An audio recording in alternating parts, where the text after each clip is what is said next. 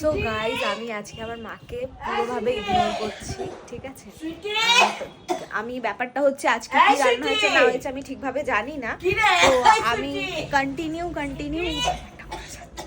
তো ব্যাপারটা হচ্ছে যে আমি আজকে ভেবেই নিয়েছি যে আমি আজকে কি করব না করব।